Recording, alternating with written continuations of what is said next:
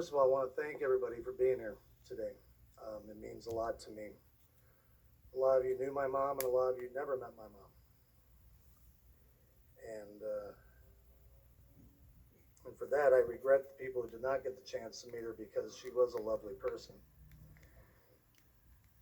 I tried for the last few days to come up with words, and I wanted to write things out and say this and say that, and I could go on forever and ever, but I don't want to put anybody to sleep.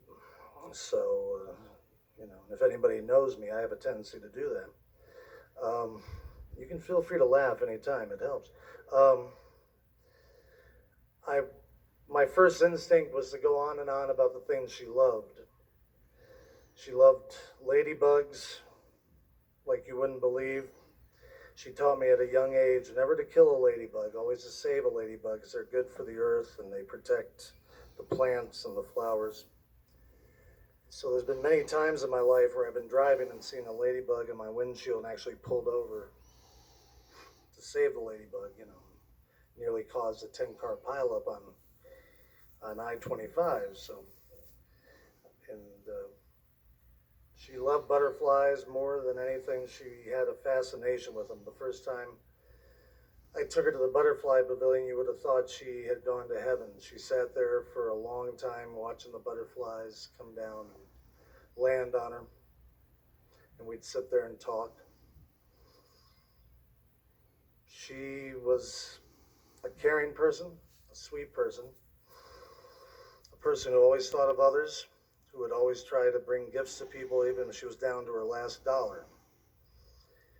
She would ask about my friends. Some of them she had only met a few times. But she'd always say, how's Joe? How's Randy? She was a person who I wish I had gotten to know better.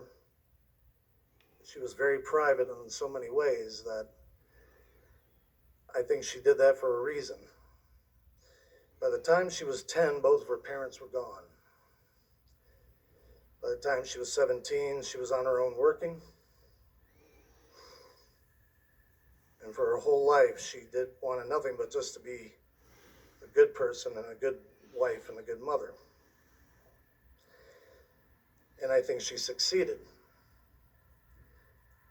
If anybody knows me here very well, they know that I hate these things because we always say words that we should have said while that person was alive.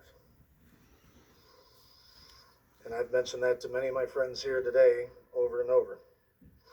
To tell people how you really feel now rather than wait till later. Thankfully, in the last few months before my mom passed away, we had long conversations in the evening for the first time in my 45 years on this earth. And I had a chance to tell her that she was my best friend and that I appreciated everything that she had done for me. Probably not enough, but I tried my best to convey it, and I believe she understood it. My mom had a great sense of humor that you wouldn't believe. She loved music and entertainment. I had the privilege of taking her many times to shows. We got to see Ray Charles, Willie Nelson, Rodney Dangerfield, George Carlin, the Righteous Brothers, the Rockettes, Siegfried and Roy, Tony Bennett, all front row, because I wanted to make sure she had a good time. We even got to see Don Rickles many years ago, and I got pulled on stage to my mother's delight. And I actually got to perform for about 10 minutes. My mom just was in awe. She was looking up like couldn't believe I was doing this. But if anybody knows me, they know that I like to perform. And I enjoyed it so much. And at the end, Don looked down and he said, "Who's this beautiful woman?" Saying her, I said, "Well, this is my mother, and it's Mother's Day weekend. I wanted to bring her here to Vegas for Mother's Day." And he said, "My mother passed some years ago, and I loved her very much." And he brought out a bottle of champagne with his picture on it, which I still have at home. And he said, "Dave, I just want to tell you your mother's beautiful. And I want to say this from the bottom of my heart, Dave. I still think you're a schmuck." My mom had a great sense of humor, and I loved to surprise her.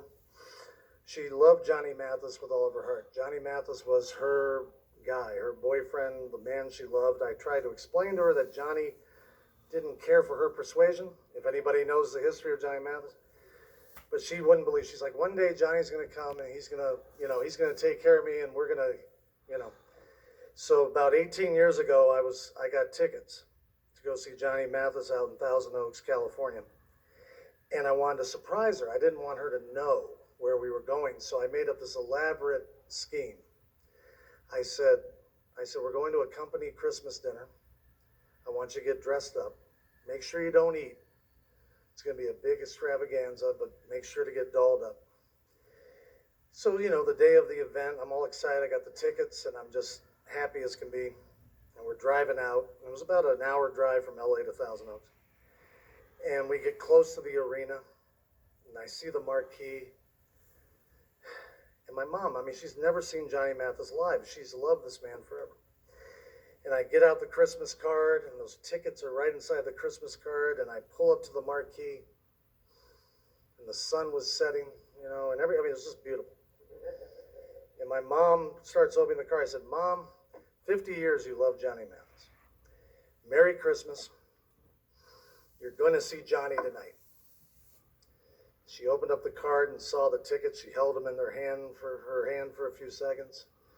And she said, so we're not having dinner? So we had to run to a Marie Callender's across the street, grab a quick pot pie, boom, boom, boom.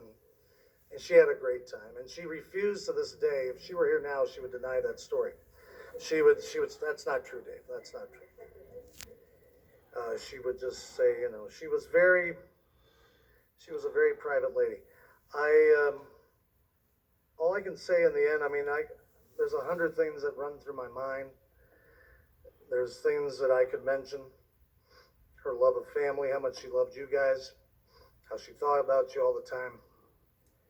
Wanted to make sure how everybody was doing.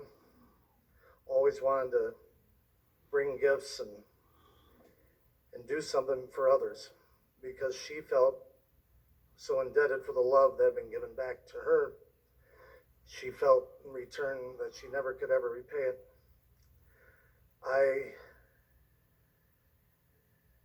Finally, I just want to say that I refuse to say goodbye because it's not a goodbye. I know soon I will see her, hopefully in the kingdom of heaven, where she's with her mom and dad, her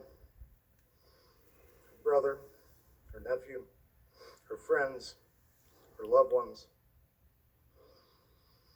But the one thing I can only express today for everyone here, if you have loved ones, people that you've lost touch with, through differences, through words, through circumstances that you feel are, if you take time to think about it, they're more petty than anything else. Take a moment to say you love them. Take a moment to say you care. Because before you know it, tomorrow is yesterday, and we don't have the time to go back. So I wish you all love. I thank you again for being here for my mother. She would be here, if she were here right now, she'd be like, why the hell are you wasting time on me? And she would say that. But I know it'd also mean the world to her.